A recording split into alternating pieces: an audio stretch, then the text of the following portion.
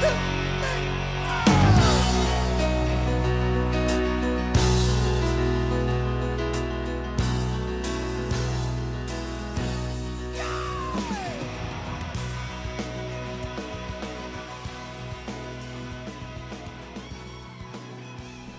good morning. Welcome back to the Broadcast Retirement Network. I'm Jeff Snyder. This is BRN AM for Friday, October 13th, 2023. And our top story today, video games are creating a whole new generation of classical music fans. Joining me now to discuss this and a lot more, J. Aaron Hardwick is Assistant Professor of Music and the Symphony Director at Wake Forest University. Dr. Hardwick, it's great to see you. Thanks so much for joining us on the program this morning. Jeff, thanks so much for having me. I appreciate it. Yeah, good to be here. Yeah, it's good to have you. And I love this story because I was telling you off camera or in the green room, technically. I grew up in the 70s and 80s, and I remember the beeps and boops of my Apple II and my TI 99 4A in terms of the sounds of video games. But sir, Professor, video games have really come a long way. Now they're incorporating major musical scores. Absolutely. And I really appreciate that setup. That's great. So we'll try to hit that one out of the park for sure. The 70s and 80s, that's really the time where we saw the largest growth, right? You had so many markets. You had the arcade market, you had the console market, you had the PC market. Silicon Valley really making its waves there with hardware and software, and we're developing all kind of things. And so sound is really, really important to that conversation, right? What are we doing? And one of the arguments that we have when we study video game music, or ludomusicology is the official title academically, is looking at the historic narrative, but also how it's informing video games in general and how it was encompassed early on and incorporated early on, but then how is it informing now? And like you said, we've come a long way. The evolution of that is the immersive process, right? And making sure that games are immersive, not only from the visual aspect, from the sound aspect. Yeah, and just looking at, I'm not a big gamer today. I actually play retro games, so like Space Invaders, things like that. Still the beeps and boops, but the development of these games takes months, and I would imagine the score, the musical score, because it's no longer electronic, the beeps and boops, it takes months and months as well.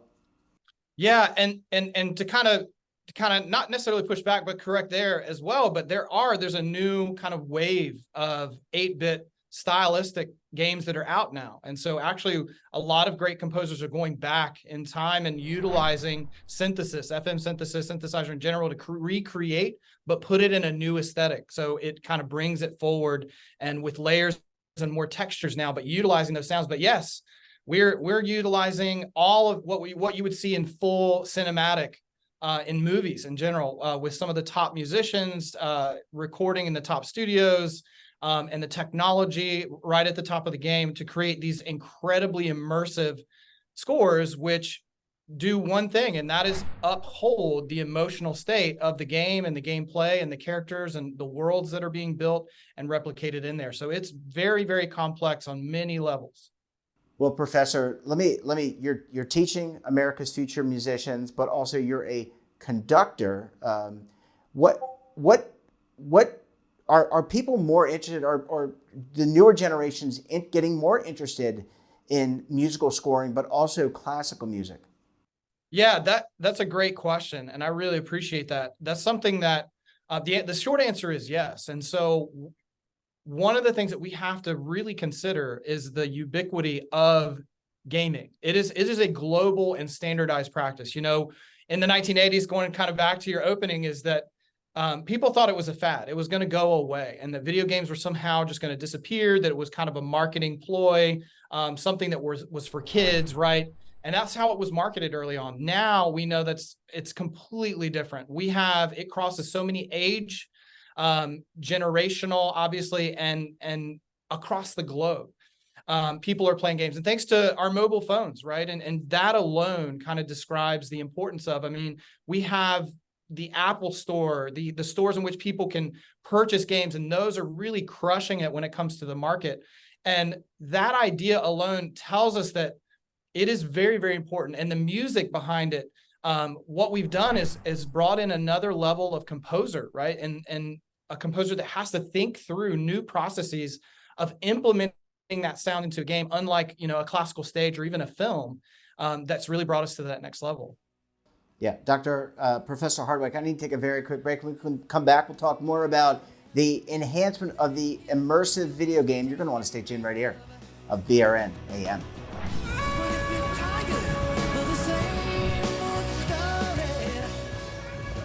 Imagine a new television network that will make you richer, healthier, and in control of your financial future.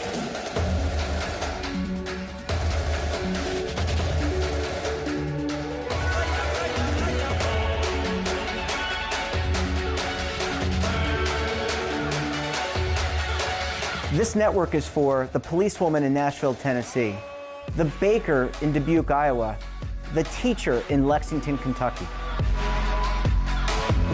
We want to make the idea of savings and retirement culturally relevant. But what do you see as a defining issue of the midterms, especially for the smaller businesses? I mean, they are the lifeblood of the American economy.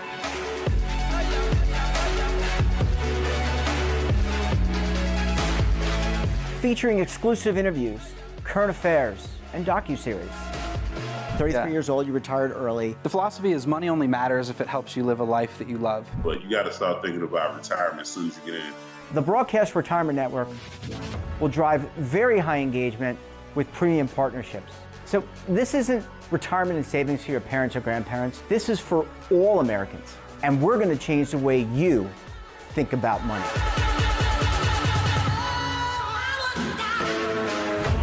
Welcome to the next frontier of retirement and savings. This is BRN, the Broadcast Retirement Network. Professor Hardwick, thanks so much for staying with us. Really appreciate you hanging around for segment number 2 this morning. Absolutely. Thanks again. And I liked in our previous conversation, we were talking about kind of retro is kind of in, and people are composing pieces in a retro environment on the old 8-bit systems. Those are our Apples or our Nintendo NESs, etc. Has this helped with the newer generation becoming maybe more interested in some of the, retro artists, retro composers like the Mozarts, the Beethovens, etc.? Do you see among your students and just the audience in general, people interested in that? Yeah, and to kind of tag on to what I was talking about earlier, to answer that question is absolutely, because we're seeing a new generation of composers, right? That is composing in new styles that are going to school, like that I have, or that we have kind of this traditional classical training, and for them, composition or musicianship or whatever that is, they're kind of informing this. So the answer is yes, because all of those kind of styles that tradition of listening to Beethoven and Brahms and Wagner and those kind of the canon, as we say, of classical music, what that is informing is a new way, right? We're kind of reimagining form and reimagining music in general. And they've kind of got this, the cool part about video game music is there's an agency to be even more creative and to think through those processes because the music is immersive, right? And so that alone is kind of reinstating that idea, but also doing it in a new way.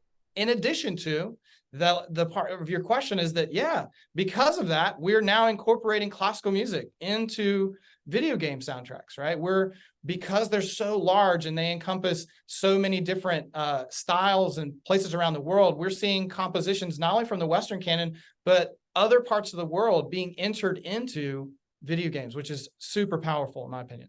Yeah, and I like the fact that people are kind of going back and saying these are great composers, these are great artists, and kind of recognizing that. And I took as part of, and this is a long time ago, over 30 years, like musical theory. I think I took a class in undergraduate, and it was really powerful. And you had to identify the different composers and the pieces that were assigned to them. Probably not to the level of the work that your students are doing, but in terms of teaching the future composers and musicians, do you have to change how you're teaching based on, there was a traditional way of teaching music, maybe, and now you've got teaching music to immerse somebody in an experience? Yeah, I love that question. And the answer to that is yes. And as an educator as well, a scholar and a professional in this field, I find that really, really powerful. And that video games are a way to do that because, all of my students in some way have some kind of engagement with video games. And so that's a great tie into the fact that, if you're playing a video game, no matter who you are on this planet, right, there is music attached to that. And so that's a great way not only to teach, but also to listen. And so this conversation around listening and being an active listener is really, really important because the music is there. And the question is, what are you hearing when you are playing that game? Because if it wasn't there, I would argue that the game wouldn't be as immersive, right? Which is the point of it being there. And so teaching students not only how to listen, but using these kind of new models to go back and say, all right, we apply that to, when you think about Wagner's Ring Cycle, right? And the breadth of that emotional scape and the storytelling there is directly related to, the new game like Starfield or any of those massive kind of RPGs in which we think through that larger narrative. And those things, that's just one example, one tiny example of how those two worlds can collide when it comes to education and music. Well, Professor, my last question, and this is more of a technical question, but do the mechanisms by which we listen, so what I'm referring to is headphones, AirPods, does that shape how these scores are written, knowing that in addition to an immersive experience, now you're going to potentially have something draping over your ear or in your ear? Yeah, Jeff, that's a great question. And that's something actually we talk about. So in the video game music class that I teach, but as well as in the industry, this is a really powerful point because the technologies that are required for that immersive experience, right? One of the questions I always ask my students is, how many of you have a specific setup, right? Which means in gamer terms, what do you have? What is your monitor? What is your do you play on a console? And what's interesting is about going back to what you're saying is, so many people have AirPods, so many people listen through headphones, and that informs, yes, how people have to think about writing for this music, right? I mean, just the fact that we have adaptable audio that can head track, right? Like you turn your head and you have this kind of spatial audio. I mean, if you were to go back to the 1970s and tell somebody that, they would think that you're crazy, that it's from outer space. And the fact that, I was sitting, I'm a gamer, so this is great. I was sitting and last night playing a game in which it had that capability and you could turn and have that immersive experience just by your phone. And so the answer to that is yes. And so when we think about those processes and when composers write, all that and sound designers as well has to come into play. How is that going to pull the player in to that immersive experience? And saying that means that they're having to think about music in completely new ways, which is really powerful. Yeah. Well, Professor, we're going to have to leave it there. Really, I think I love highlighting the fact that classical music is coming back, but I also like talking about how the world is changing and evolving using some of these classical techniques. Great to see you. Thanks so much for joining us, and we look forward to having you back on the program again very soon. Absolutely, Jeff. Thanks so much for having me, and I'd be delighted to. And that wraps up this episode of BRN AM. Have a topic of interest, someone you think we should talk to? Drop us a line. Don't forget, for all the latest curated news and lifestyle, wellness, finance, tech, so much more, and all in one place, check out today's edition of our daily newsletter, The Morning Boast. Want to search our archives? Check out our latest content? Then visit our website. We're back again tomorrow with another edition of BRN Weekly. Jane King will be joining us from the NASDAQ, and then we'll be taking a look back at some of our best segments for the week. Of course, you won't want to miss it. Until then, I'm Jeff Snyder. Stay safe. Keep on saving. And don't forget, roll with the changes.